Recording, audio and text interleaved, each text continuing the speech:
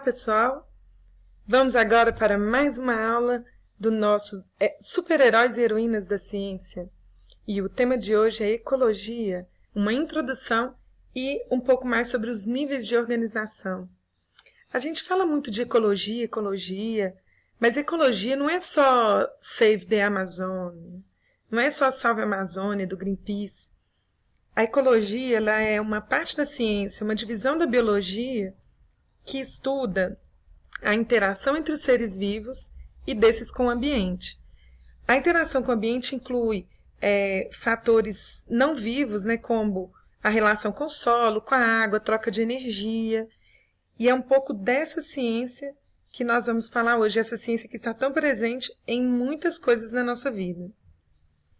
Por ser uma ciência complexa, ela é dividida em alguns níveis de organização. Nós vamos conceituar alguns níveis de organização. Então, pensando na estrutura, na formação dos seres, a menor partícula que formam todos os seres é o átomo. O átomo, quando ele se junta, formam as moléculas formam as organelas que ficam dentro das células dos seres vivos, o conjunto das células formam os tecidos e os tecidos juntos formam os sistemas orgânicos. Então, sistema digestório, sistema locomotor, sistema nervoso, sistema cardíaco, cardiovascular, são os sistemas formados por órgãos.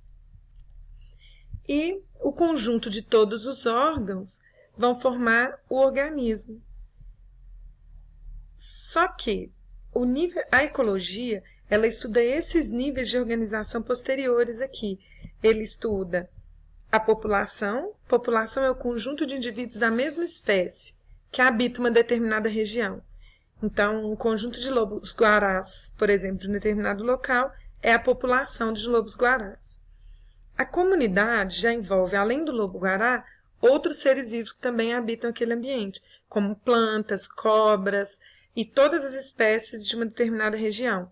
Então, se a gente considera uma determinada região, e pega todo o conjunto de seres que ali habitam, e isso é a comunidade dessa região. O ecossistema já é um somatório da comunidade, dos seres vivos do ambiente, mais os fatores não vivos, como a temperatura, a água, o solo daquele local. Juntando todos os ecossistemas que existem na Terra, todas as porções que possam ser habitadas por seres vivos, sejam eles aquáticos, sejam eles terrestres, a gente tem esse conjunto que é a biosfera.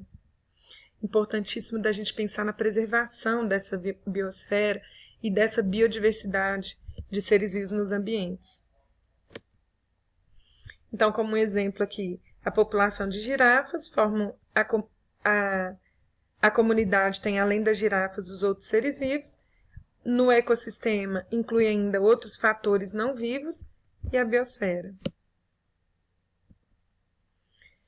Organismo é qualquer ser vivo, seja ele unicelular, como as bactérias, e como os protozoários, aqui uma ameba e o Trypanosoma cruzi, esse é o causador da doença de Chagas, esse é da amebíase, ou ainda seres pluricelulares, como os animais, o lobo-guará, dentre outros seres. Aqui é um organismo também. Vamos pensar, o organismo, ele é de uma espécie. Então, vamos entender o que é a espécie. Será que esses seres que estão aí mostrados, os filhotinhos e essa mãe, eles são da mesma espécie? Se você respondeu que sim, está certíssimo. Então, os filhotes, eles são da mesma espécie dos seus pais. E esses dois passarinhos? Muito bem, também são da mesma espécie. Eles são muito parecidos, dá para perceber assim, pelas características físicas, e pode ser, por exemplo, um macho e uma fêmea, mas mesmo assim continuam sendo da mesma espécie. E esses dois? São da mesma espécie? As raças de cachorro, se olhar bem, eles têm menor semelhança do que tem, por exemplo, esses dois passarinhos. Será que isso faz com que não sejam da mesma espécie? Se você respondeu que são da mesma espécie, está corretíssimo. Apesar de pertencerem a raças diferentes, todos os cachorros, eles fazem parte da mesma espécie. Então, qual será o conceito, né? Vamos pensar um pouco por que será que esses dois são da mesma espécie. Vamos ver outros exemplos. E estes? Esses dois passarinhos são seres da mesma espécie? E o cavalo, o jumento e o burro? Se você respondeu que não, está certíssimo. Esses dois passarinhos, a gente vê que as características físicas, morfológicas deles, né, o formato do bico, o padrão de cores, o tamanho do corpo, são o olho diferente, então, são diferenças que mostram que esses seres não são da mesma espécie. Aqui, se a gente observar, eles são muito parecidos. Então, só que não são da mesma espécie. Jumento é uma espécie, burro é outra e cavalo outra. Então, o que caracteriza seres da mesma espécie? Para serem da mesma espécie, eles têm que ser capazes de reproduzir. O espermatozoide e o óvulo têm que ter uma compatibilidade. Nesse caso, não há entre esses passarinhos, então não gera filhotes. Porém, entre o cavalo e o jumento, se a égua ela cruzar com o jumento, nasce o burro, se for macho, ou a mula, se for fêmea. Então, eles são capazes de reproduzir. Porém, tem um detalhe. Para ser da mesma espécie, tem que ser capaz de reproduzir e gerar filhos, descendentes que são férteis. No caso do burro e da mula, eles são estéreis, não podem ter filhos. Por isso, o cavalo e o jumento não são da mesma espécie. A gente usa nomes científicos em latim para denominar as espécies. No caso aqui, o homem, a espécie dele é o Homo sapiens. O Homo sapiens é o nome científico. Ele tem que ser escrito em itálico ou com um traço embaixo sublinhado, se for escrito à mão. E esse é o nome popular. O nome científico, o primeiro nome, ele representa o Homo, é o gênero. Já o nome todo, Homo sapiens, escrito com os dois nomes, é a espécie. Observe que o primeiro é com letra maiúscula e o segundo nome escrito com letra minúscula. Pantera leo, outro exemplo de espécie, de nome científico. Arara azul, ameaçada de extinção. Anodorhynchus hyacinthinus é o nome científico dessa espécie. É muito importante a gente utilizar o nome científico para que, em qualquer lugar do mundo, os cientistas consigam comunicar, mesmo que eles falem língua diferente. Eles vão usar o mesmo nome para o mesmo animal. Isso facilita a troca de informações. Uma lista de nomes científicos: Homo sapiens, Canis lupus é o do lobo, Musca doméstica da mosca, Citrus sinensis da laranjeira, o mosquito da dengue, também muito conhecido, Aedes aegypti. A população é um conjunto de seres da mesma espécie. Então, por exemplo, no Pantanal, nós temos inclusive essa ave símbolo, né, do Pantanal, é o tuiuiu.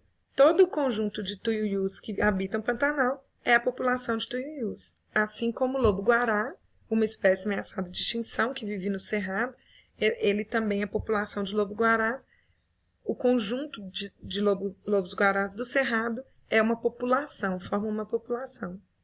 As populações, muitas vezes, elas são ameaçadas e podem ter o número de indivíduos diminuído drasticamente por algum fenômeno, alguma catástrofe natural, como incêndios, que faz com que ou eles migrem para outro ambiente ou morram, então diminui o número das espécies. A fome também, a escassez de alimento pode levar à diminuição, enchentes.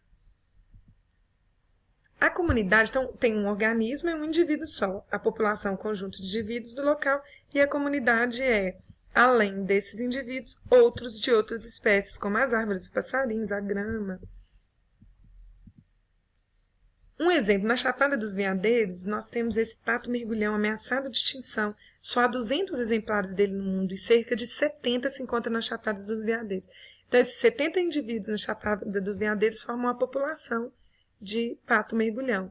Porém, eles não estão sozinhos. Para formar a comunidade, inclui os outros animais que habitam a região, como a onça-pintada, a águia, tamanduá-bandeira, lobo-guará, cachorro do mato-vinagre, e alguns deles ameaçados de extinção, como o lobo-guará e o tamanduá-bandeira. Os ecossistemas, eles são formados pelos fatores vivos, pelas comunidades, pelos seres vivos, né, que são micro-organismos, animais e plantas, mas eu tenho que somar à comunidade os fatores abióticos. Esse A é uma negação, bio é vida. Abióticos são os fatores não vivos do ambiente, como o oxigênio, importante na água para a respiração dos animais, e no ar, para os terrestres, nutrientes, tanto no solo quanto na água, o próprio solo e os minerais que nele existem, a luz, um fator importante para a fotossíntese. Nós temos, então, um exemplo de ecossistema, um ecossistema aquático. Nesse ecossistema aquático, nós estamos considerando toda a comunidade, os seres vivos que habitam essa região e os fatores não vivos, né, como a luz solar, a água, a temperatura, o solo.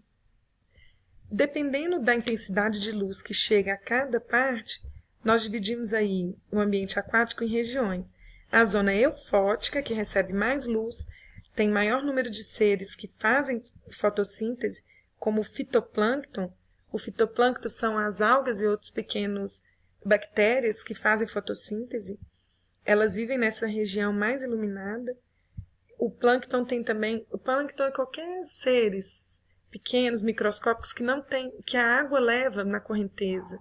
Eles ficam à mercê da correnteza, não tem estrutura de locomoção. É dividido o plâncton em fitoplâncton. O fitoplâncton são os fotossintetizantes e os zooplâncton são os pequenos animais. Na zona disfótica tem menos luz e a afótica é onde não chega luz. Aqui não vai ter seres fotossintetizantes. Bioma é um termo muito usado também na ecologia.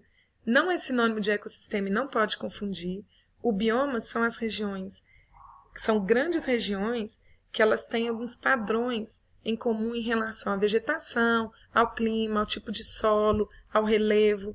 Então, nós temos os biomas brasileiros, a Amazônia, importantíssimo, enorme, né? É o maior bioma do Brasil. A Caatinga, onde tem escassez de água, um clima mais seco e plantas adaptadas a esse clima mais seco. O Cerrado, com plantas, com árvores com tronco retorcido, uma gramínea, são espaçados, é mais um campo com as árvores espaçadas.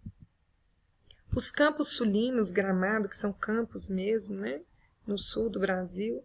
O Pantanal, com a sua biodiversidade, com as suas áreas alagadas. E a Mata Atlântica, o bioma que foi mais devastado desde a chegada dos portugueses no Brasil. A biosfera é o conjunto de todas as regiões ocupadas pelos seres vivos, todos os ecossistemas da Terra.